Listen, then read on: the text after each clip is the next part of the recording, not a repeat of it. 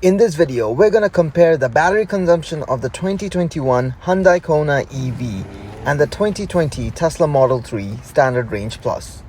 We're going to park both the cars outside overnight with temperatures going as low as minus 28 degrees Celsius and see which car consumes the least amount of energy. And then later in the video, we're going to do a range test with both the vehicles to see which car drives more efficiently both in highway and in city streets.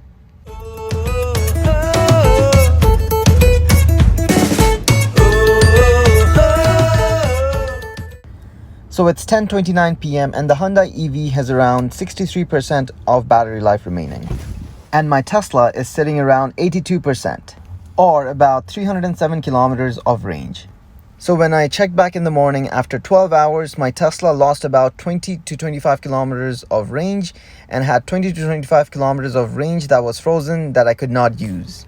But surprisingly, the Kona EV had absolutely no battery consumption overnight.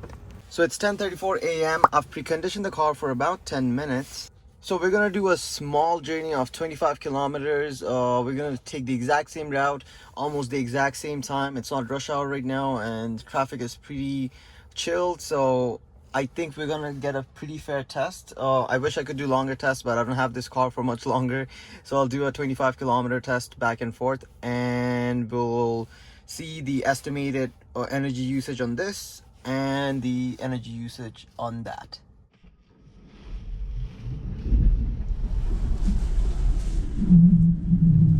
So 10:37 is when we are starting this journey. So we get all our calculation over here and we'll get calculations over here as well, and then we'll estimate which one does better. So overnight the temperature ranged from minus 26 to minus 28 degrees Celsius.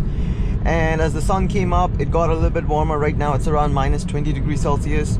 So I've only preconditioned the car for about 10 minutes. This hasn't warmed up the battery a lot, and regenerative braking is not available as much. So here's the thing, maybe regen braking is available on the Hyundai Kona EV. We'll see when we take that for a test drive as well and see what type of range it's consuming, what type of battery it's consuming, and we'll kind of weigh each other's results and see which one's the winner. So I'll keep on the right side of the road so people can pass me on the left, but I'll do the speed limit. I'll do the speed limit all the way. I'm gonna drive for about 12.5 kilometers this way south, and then I'm gonna head back to my original position where I started. So it's been 14.2 kilometers. We did a little bit over 12.5 kilometers, but it's okay. More is better. We're gonna take the exact same U-turn for the other car as well. So the speed limit is 100. Traffic is going at around 110 to 120. So I'm gonna keep it at 110 and go back to my original position. So we're getting a pretty fair test. We're getting both highway kilometers and also city kilometers. We're gonna combine both of them and see which one does better. So we are back. We're gonna take the exact same route with the Hyundai Kona. We're gonna preheat it for about 10 to 12 minutes and then take a 27.8 kilometer journey. So we're in the Kona EV, and if you guys didn't know, this is how you start it. You press on the brake and then you press this button and it will start up.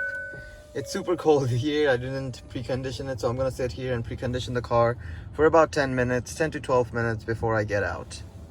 So it's about 11:09. I'm gonna sit here until 11:19 and do the exact same route that I did with the Tesla.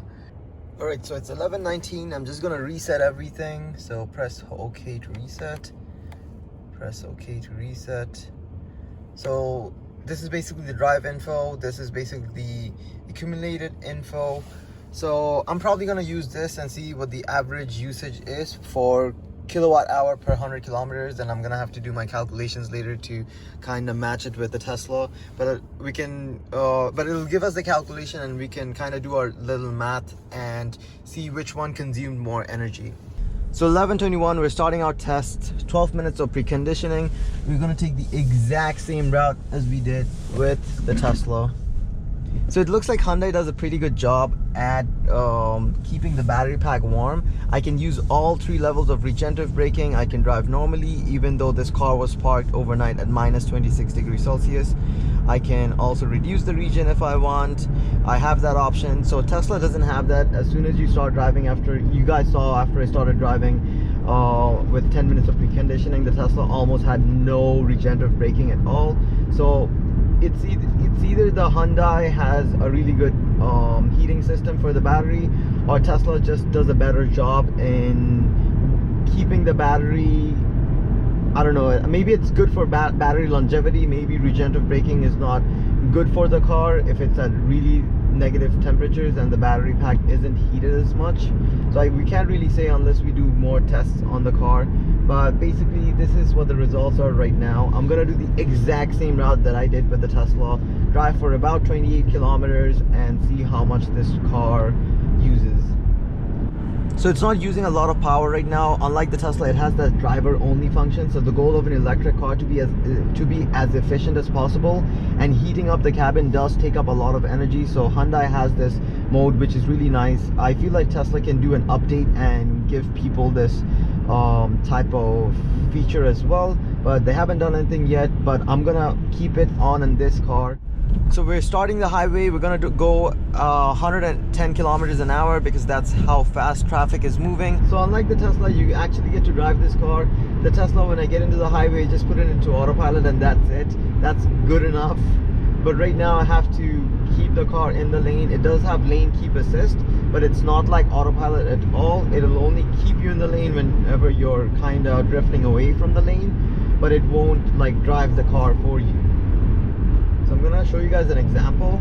So there's a turning coming up and I'm gonna let go of the wheel for a second to show you guys what will happen if I kind of drift off the lane. Alright, so there's a turning coming up. I'm gonna slow down just in case. So it's going out of lane. So it's keeping me in lane. This turning's still here. And yeah, so this is what it does. It'll keep you in the lane. So I'm not touching the wheel, it's going out of lane, and then it does its own correction. There's no cars around me, so I'm letting it do it. But this is basically what the Tesla has as well. It has lane keep assist, but at the same time it has autopilot, so it can drive itself.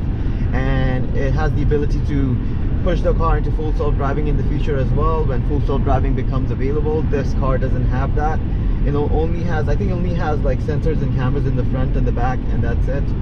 There's no cameras on the side like the Tesla does.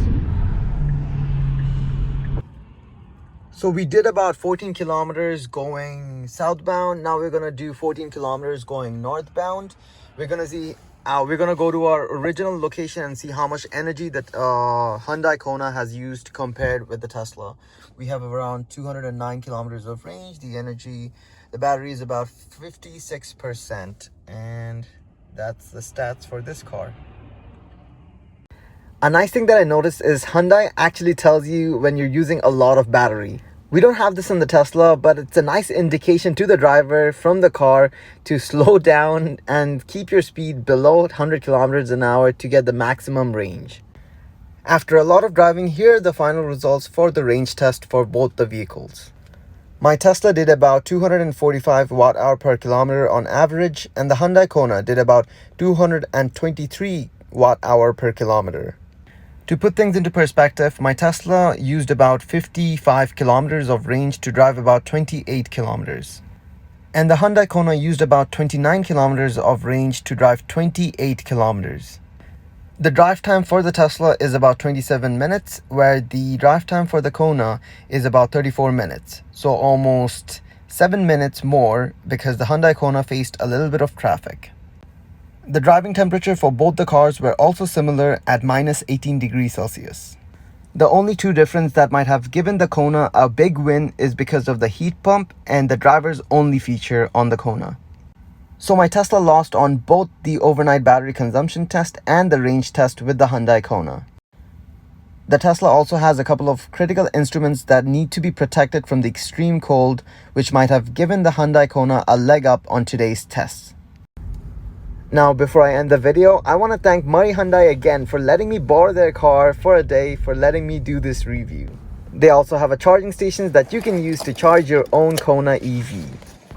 They always have awesome sales events going on, so if you like the Kona EV, I'll link all their contact details and their address, all their information down in the description, on the top of my description, so you know how to contact them.